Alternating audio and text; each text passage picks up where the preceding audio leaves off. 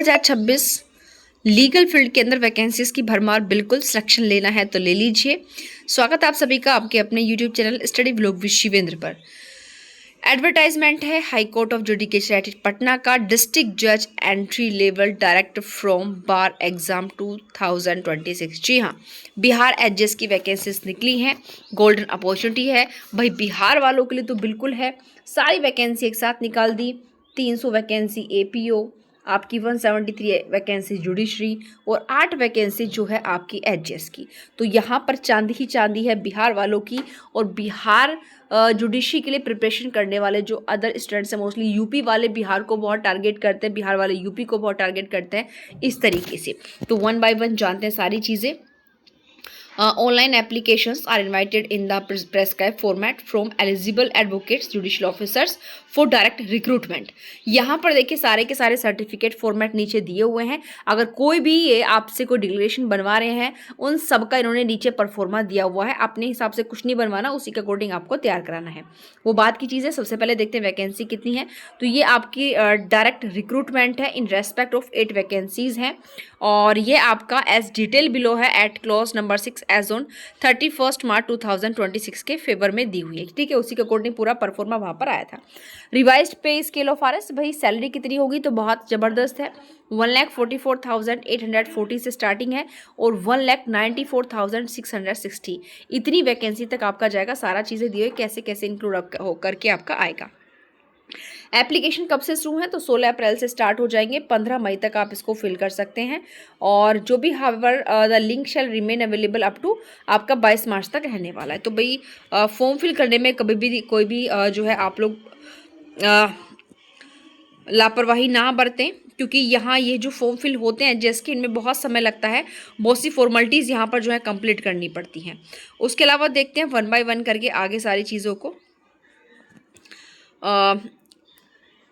Candidate must fill up the online application form in English language only, यानी कि जो आपका जो फॉर्म फिल होगा ओनली इंग्लिश लैंग्वेज में ही फिल होगा। Candidates are advise to write the declaration mention below in their own hand writing in black ink, यानी कि जो आप अपना डिक्लेरेशन भरेंगे वो खुद भरें और आप जो है ब्लैक इंक से ही उसको भरेंगे उन्हें वाइट सीट ऑफ पेपर पर। Get it scan for the purpose of uploading the same while filing up the form online, यानी कि I do hereby declare that all the particulars given herein above are true and correct in all respects and if any part of it is found incorrect this application shall be liable to be rejected summarily. ठीक है, इस तरीके से ये blank paper मतलब आपका जो है ब्लैक इंक से वाइट सीट पेपर पर आपको ये डिक्लेरेशन करना है। उसके अलावा और क्या क्या चीज़ें हैं यहाँ पर। Candidate will have to upload their recent scan photograph करेंगे आप and signature in black ink से। Accordingly candidates are advise to scan their photograph signature and declaration in the given format, यानी कि नीचे फॉर्मेट दिया हुआ है, and save in a documentary file from where the photo signature handwritten declaration in their own hand writing so scan can be browsed and uploaded. उसके अलावा आप second पर आते हैं, क्या चीज़ें दी हुई हैं यहाँ पर, क्योंकि बड़ी इंपॉर्टेंट चीज़ें तो यहीं पर आपको देखने के लिए मिलेंगी। क्या है वो इम्पोर्टेंट चीज़ें, ये जो आपका पॉइंट 2 आप यहाँ पर देख रहे हैं, ये 2 का 1, any applicant who has completed 7 years, भाई आपके जो हैं 7 साल कंप्लीट हो गए होने चाहिए, और more of continuous practice as an advocate, यानी कि एक अधिवक्ता के रूप में 7 साल का समय आपको हो गया हो, ठीक है, या फिर ज़्यादा का। मिनिमम तो 7 ईयर्स से ज़्यादा हो तो आप फिर आराम से कर सकते हैं, फिर तो कोई दिक्कत है नहीं। कॉन्टीन्यूस लगातार होनी चाहिए प्रैक्टिस आपकी as an advocate pleader including government pleader, यानी कि इसमें गवर्नमेंट प्लीडर भी इंक्लूड होंगे एंड पब्लिक प्रोसिक्यूटर भी on the date of application and who given declaration of appearance in at least 24 cases per year. यहाँ पर देखिए लेकिन उन्होंने क्या किया है, डिक्लेरेशन के अंदर आपको 24 per year cases 24 cases per year in the last 3 year, यानी कि पिछले 3 साल तक आपको पर ईयर जो है 24 केस यहाँ पर दिखाने हैं। Shall be eligible for consideration for such appointment, declaration करना है केवल, बाकी कुछ ऐसा प्रूफ नहीं मांग रहे केसेस का, आपको केवल डिक्लेरेशन यहाँ पर मांगा जा रहा है।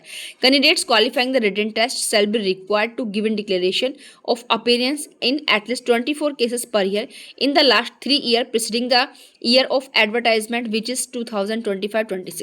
कहने का मतलब क्या है भाई, एक साल में इनको 24 केस चाहिए, उसके अलावा 3 साल तक के मामले पुराने ये आपसे मांग रहे हैं। ठीक है, और उसके बाद सेकंड पोर्शन अगर आप देखेंगे, आपने एक चीज़ देखी होगी, हाल फिलहाल अभी एक केस आया था सुप्रीम कोर्ट का जिसमें कहा गया था कि जो पहले अगर आपका मानो आप जुडिशियल ऑफिसर बन गए, उससे पहले आपका 7 साल का अनुभव है तो भी आप एचजेएस के लिए अप्लाई कर सकते हो। और उसके अलावा मानो आपका पहला जो आपका अनुभव है और बाद में आपका जुडिशियल ऑफिसर का अनुभव इंक्लूड करके अगर 7 साल तो भी फिल कर सकते हो। तो वो सारी चीज़ें इन्होंने यहाँ पर इंक्लूड की हैं कि आप देखेंगे judicial officer who have already completed 7 years or more continuous practice as an advocate pleader including government pleader and public prosecutor before being recruitment in the subordinate judicial service, यानी कि जुडिशियल सर्विस पर आने से पहले लगातार 7 साल की practice उनकी कंप्लीट थी on the date of application would also be eligible for being considered as appointed as such. मतलब भाई एज एन मतलब जब आपने जो है जुडिशियल ऑफिसर आप बने तो उससे पहले आपकी 7 साल अधिवक्ता के रूप में प्रैक्टिस थी तो भी आप इस फॉर्म को फिल कर सकते हैं।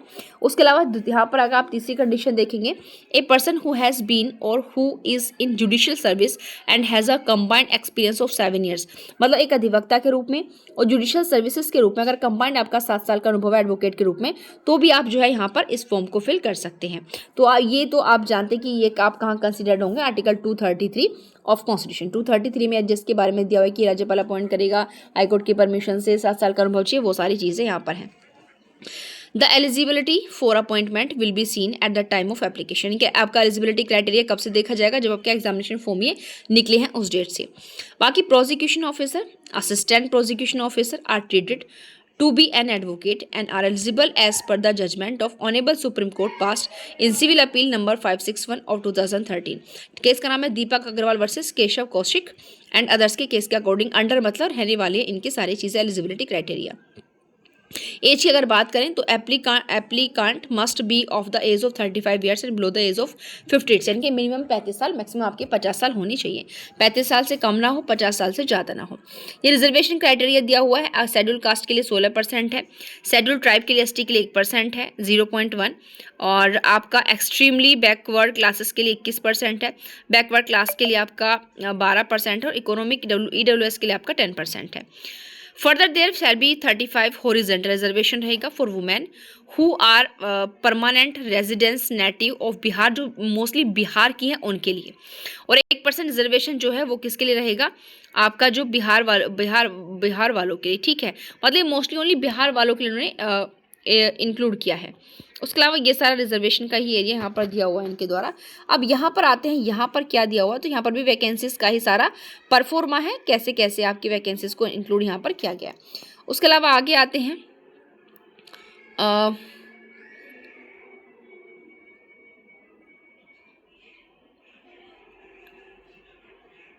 ये सर्टिफिकेट वगैरह की बात की हुई है, बाकी वो हम आपको आगे बताएंगे, क्योंकि नीचे भी पूरा का पूरा आपका जो है दिया हुआ है नक्सर वगैरह में कैसे आपको टेस्टेड कराना है सारी चीज़ें।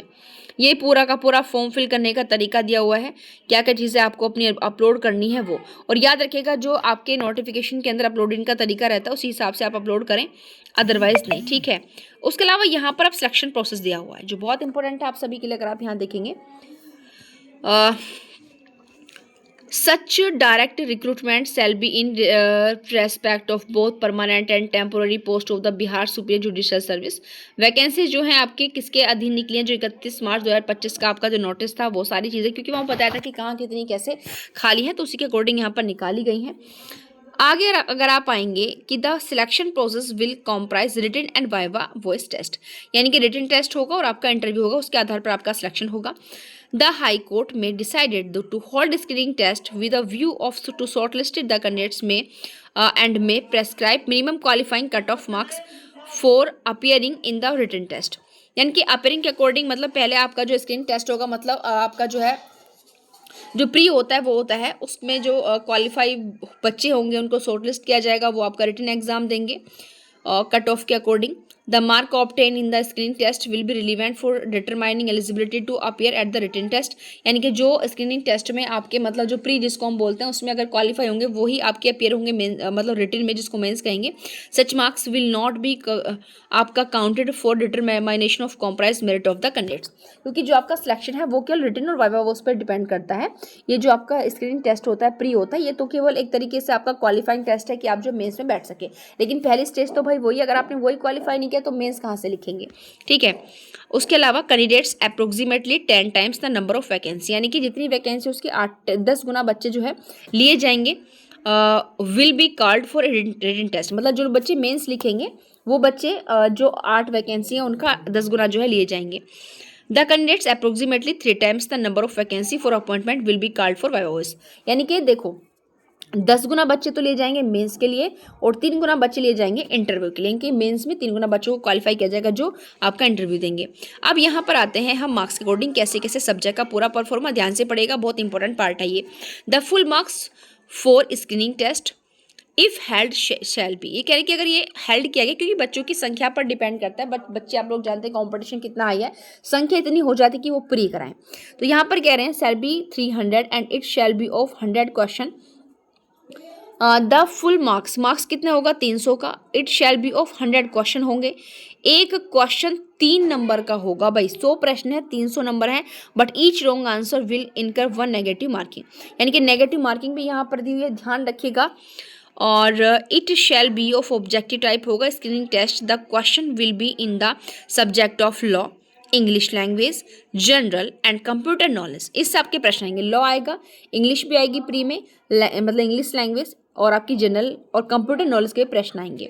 The question of the subject of law for screening test would be in respect of provisions contain in the following enactment, कहने का मतलब है कि लॉ में आपको क्या क्या तैयार करना है, ध्यान से देखिएगा लॉ में आपको क्या क्या यहाँ पर प्रिपेयर करना है।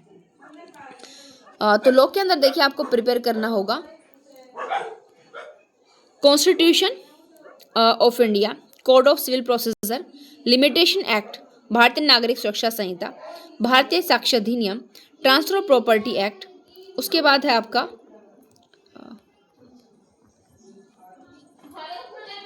द इंडियन कॉन्ट्रैक्ट एक्ट, और इंडियन कॉन्ट्रैक्ट एक्ट के बाद है स्पेसिफिक रिलीफ एक्ट, के प्री में आ रहे हैं अभी, sale of goods act, Indian partnership act, negotiable instrument act, arbitration cancellation act, the personal laws Hindu Muslim and Christian तीनों आएंगे।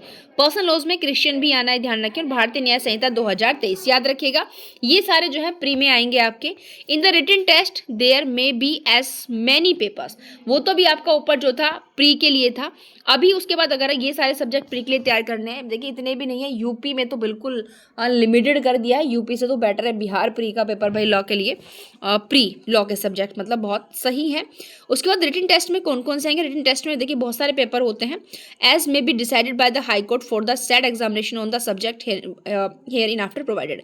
सब्जेक्ट की बात करें कौन कौन से आएंगे लॉ में आपके, कॉन्स्टिट्यूशन होगा, सीपीसी होगी, लिमिटेशन होगा, बीएनडब्ल्यूएस होगा, बीएसए होगा, कॉन्ट्रैक्ट होगा, सेल गुड्स होगा, पार्टनरशिप है, स्पेसिफिक रिलीफ, यानी कि प्री के सारे हैं, टीपीए हो गया, नेगोशिएबल इंस्ट्रूमेंट एक्ट है, आर्बिट्रेशन कैंसिलेशन है, पर्सनल लॉज है, मतलब तीनों आएंगे, मोटर व्हीकल एक्ट हो गया, फैमिली कोर्ट्स हो गया, प्रिवेंशन ऑफ करप्शन एक्ट है, schedule caste and schedule tribe, prevention of atrocities act 1989 है, भारतीय न्याय संहिता है, ठीक है, ये सारे मेंस में आएंगे। The ratio of marks of theory papers and viva voice will be 80% and 20%, यानी कि थ्योरी में लगभग 80% की बात की गई और आपका वाइवा वॉइस में 20%।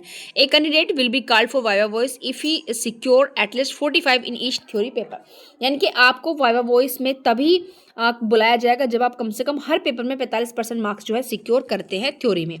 ए candidate will qualifying for appointment if the candidate secure at least 45 marks in each theory paper, 30% marks in viva voce interview and 50% marks in aggregate in written test theory papers and viva voce taken together, सबको लेकर के 50% का aggregate बैठना चाहिए, कहना चाह रहे हैं। The minimum qualifying marks in the preliminary test screening, if held, would be relaxed for reserved category candidates, including women and orthopedically disabled person. इनको 5% रिजर्वेशन दिया जाएगा, मतलब छूट दे दी जाएगी। Similarly, there shall be relaxation of 5% marks in each theory paper. इन सबको मतलब इसमें theory paper में भी जो है 5% रिलैक्सेशन दिया जाएगा। ये सारी चीज़ें इन्होंने यहाँ पर दी हुई हैं। ओके, उसके अलावा आते हैं अब Candidates selected for appointment shall draw pay in the time scale selection for district judge ante level with all other admissible allowances. अब और कुछ क्या है महत्वपूर्ण देखते हैं यहाँ पर। देखिए जितनी वैसे भी जो महत्वपूर्ण चीज़ें थी वो तो सारी मैंने यहाँ पर बता दी हैं। उसके अलावा यहाँ पर अब आते हैं एग्जामिनेशन फीस पर, कुछ और भी दिया हुआ है। It is hereby made clear that all further और others steps in relaxation to such examination and recruitment including holding screening test, written test, interview as is not otherwise provided herein shall be determined by the high court, मतलब high court के according सारी चीज़ों में आप जो है appear होंगे। Candidates are required to pay RS 1500 रुपये, यानी कि भाई आपको एज एग्जामिनेशन फ़ी रुपीज़ 750। यानी कि जो SC ST OH कैंडिडेट्स होंगे बिहार के जो होंगे उनको 750 रुपये देनी होगी, बाकी सब 1500 रुपये फीस के पे करेंगे। भाई फीस बहुत हाई फाई है। और candidates will have to download the admit card from the website of court. इस वेबसाइट पर आपको आपका जो है वो मिल जाएगा एडमिट कार्ड जो है। ठीक है, अब आते हैं आगे आगे। ये है फॉर्मेट। अब फॉर्मेट दे दिया है, ये character and length of actual practice. अगर आप एक्चुअल प्रैक्टिस मतलब अगर आप नॉर्मली एज एडवोकेट के रूप में हो तो ये आपको फिल करना होगा।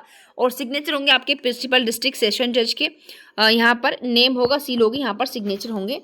उसके अलावा अगर आप character length of actual practice यानी कि सबके लिए दिया हुआ है भाई, रजिस्ट्रार सेक्रेटरी जनरल के लिए ऑफ द हाई कोर्ट और सुप्रीम कोर्ट।